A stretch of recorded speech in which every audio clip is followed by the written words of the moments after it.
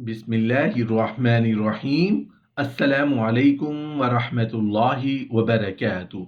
नहमदुहु व नुसल्ली अला रसूलिहिल करीम। अम्मा बाद।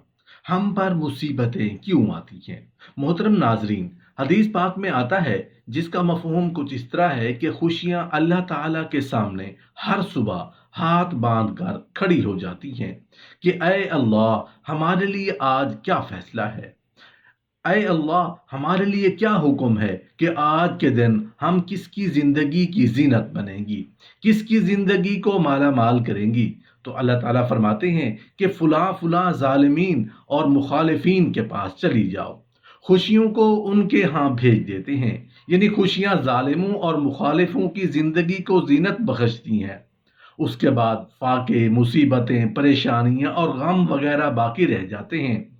अल्लाह ताला फरमाते हैं कि अच्छा, तुम मेरे प्यारों के पास चले जाओ, मेरे पसंदीदा लोगों के पास चले जाओ। हदीस पाक में आया है, जिस बंदे को अल्लाह और उसके रसूल से मोहब्बत हो, उस पर परेशानियां इस तरह आएंगी जैसे पानी ढलवान की तरफ तेजी के साथ चलता है। नेकी और दीनदारी की जिंदगी में ये परेशानियां तो आती हैं, लेकिन ये थोड़ी सी परेशानियां हैं। 100 साल 50 साल की जिंदगी में 2 दिन 4 दिन की परेशानी की क्या हैसियत है, जबकि आगे जाकर हमेशा हमेशा की जिंदगी में उसका अजर सवाब मिलेगा। एक शख्स हजरत अली रजी अल्लाह अन्हु की खिदमत में हाजिर हुआ और कहने लगा, या अली, आप रजी अल्लाह अन्हु फरमाते हैं कि अल्लाह ताला ने ज़मीन पर हज़ारों नेमतें इंसानों के लिए पैदा की, तो ये दुख तकलीफ अल्लाह ताला ने क्यों पैदा की? तो हज़रत अली रज़ी अल्लाह अन्हु ने फरमाया, ऐ अल्लाह के बंदे, शुक्र करो कि अल्लाह ताला ने दुख को पैदा किया। अल्लाह ताला की अजीम नेमतों में से एक नेमत दुख है। तो वो शख्स कहने लगा, या अली, दुख भी नेमत है? तो हज़रत अली रज़ी अल्लाह अन्हु फरमाने लगे, ऐ शख्स, दुख इंसान को मजबूत बनाता है, खुशियां इंसान को कमजोर करती हैं। अल्लाह ताला जिस इंसान को नवाजना चाहता है, अजीम मकाम देना चाहता है, तो उसे तकलीफ, दुख और दर्द की राह बख्शता है, ताकि वो मजबूत बनकर इतना सीख ले कि अपनी मंजिल तक जा पहुंचे। याद रखना, इंसान का दुख इंसान को सिखाने के लिए मिलता है, लेकिन अफसोस तो ये है कि इंसान उस दुख की वजह से रोता रहता है। इंसान दुख और दर्द की वजह से कितना भी रोता रहे, लेकिन खत्म नहीं होगा, क्योंकि दुख इंसान को रुलाने के लिए नहीं, बल्कि इंसान को सिखाने के लिए आया है। जब तुम उस दुख से सीख लोगे जो वो तुम्हें सिखाना चाहता है, तो तुम्हारा दुख खुद ब खुद खत्म हो जाएगा। शैतान बाज लोगों के जहनों में ये वसवसा डालता है कि मैं तो दीन के करीब हो रहा हूँ, अल्लाह के करीब हो रहा हूँ, और मुझ पर आजमाइशें क्यों आ रही हैं। सुनो, सुभान अल्लाह, अल्लाह के हबीब रसूलुल्लाह सल्लल्लाहु अलैहि वसल्लम की क्या शान है। हमारे प्यारे आका सल्लल्लाहु अलैहि वसल्लम ने कमोबेश 1450 साल पहले यह मसला हल कर दिया। हजरत सैयदना साद बिन अबी वकास रज़ी अल्लाह अन्हु फरमाते हैं कि मैंने अर्ज की, या रसूल अल्लाह सल्लल्लाहु अलैहि वसल्लम, सबसे ज्यादा मुसीबतें किन लोगों पर आई? प्यारे आका रसूल अल्लाह सल्लल्लाहु अलैहि वसल्लम ने फरमाया, अंबिया पर। अल्लाह अकबर। अल्लाह के सबसे करीब तो अंबिया है, फिर उन लोगों के बाद जो लोग बेहतर हैं, फिर उनके बाद जो बेहतर हैं। हर बंदे को अपनी दीनदारी के एतबार से मुसीबत में मुब्तला किया जाता है।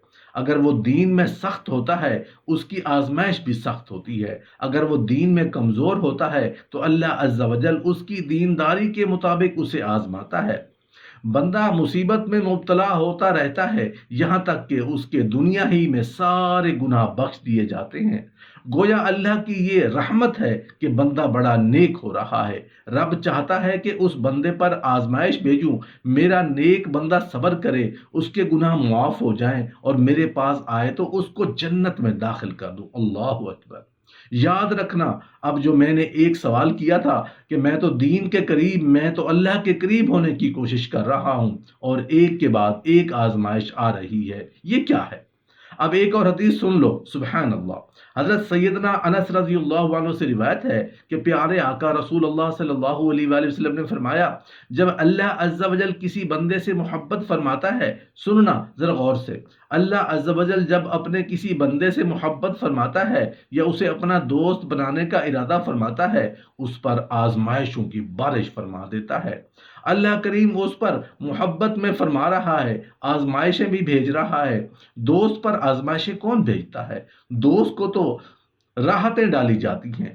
آئے ہائے، اب یہی تو امتحان ہے، یہی تو چیک ہے۔ رسول اللہ صلی اللہ علیہ وآلہ وسلم فرماتے ہیں، جب اللہ اس پر آزمائش بھیجتا ہے تو وہ بندہ اپنے رب کو پکارتا ہے، اے میرے رب، اے رب عز و جل۔ تو اللہ تعالیٰ فرماتا ہے، میرے بندے تو جو کچھ مجھ سے مانگے گا میں تجھے عطا فرماؤں گا، تجھے جلدی تجھے دے دوں گا اور اسے تیری آخرت کے لیے ذخیرہ کر دوں گا۔ سبحان اللہ۔ یعنی اللہ والوں کو آزمایا جاتا ہے، ان کے درجات بلند کیے جاتے ہیں، ان کے گناہ معاف کیے جاتے ہیں۔ پیارے بھائیوں اور بہنوں، کبھی بھی ذہن میں یہ خیال مت لانا کہ یار میں دین کے قریب آ رہا ہوں، میری آزمائشیں بڑھ رہی ہیں، سمجھ لو امتحان شروع ہو گیا، ٹیسٹ شروع ہو گیا ہے، اب اس ٹیسٹ میں مجھے کامیاب ہونا ہے اور اللہ کے مزید قریب جانا ہے۔ زندگی میں جو گناہ ہو گئے ہیں یہ میرے گناہوں کا کفارہ بن جائے گا، میرے درجات کی بلندی کا سبب بن جائے گا۔ اللہ سے عرض کرنا، اے مولا کہ تیری رضا پر راضی، میں تیرے فیصلوں پر راضی، اب جو تو نے دیا تھا یہ سب کچھ تیرا ہے۔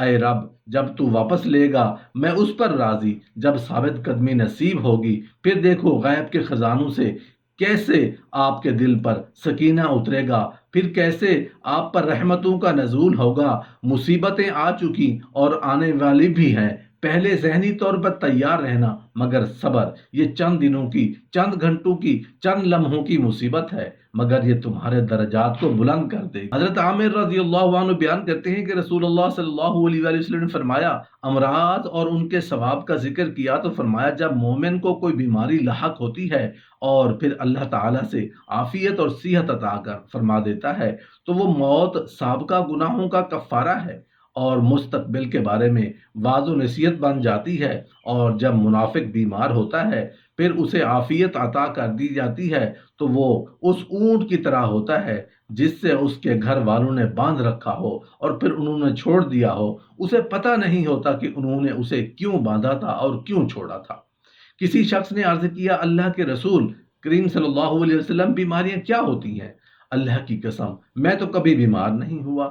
آپ صلی اللہ علیہ وآلہ وسلم نے فرمایا، ہمارے پاس سے چلے جاؤ، تم ہم میں سے نہیں۔ نبی کریم صلی اللہ علیہ وآلہ وسلم نے فرمایا کہ اللہ تعالیٰ اس شخص کے چہرے کو تر و تازہ کرے جس نے مجھ سے کوئی حدیث سنی اور پھر جیسے سنی اور ویسے ہی اسے آگے پہنچا دے۔ اللہ تعالیٰ اپنے بندوں کا مصیبتوں اور آزمائشوں سے امتحان لیتا ہے، جیسا کہ فرمان الہی ہے، ہم بطریق امتحان تم میں سے ہر ایک کو برائی اور بھلائی میں مبتلا کرتے ہیں اور تم سب ہماری ہی طرف لوٹائے جاؤ گے۔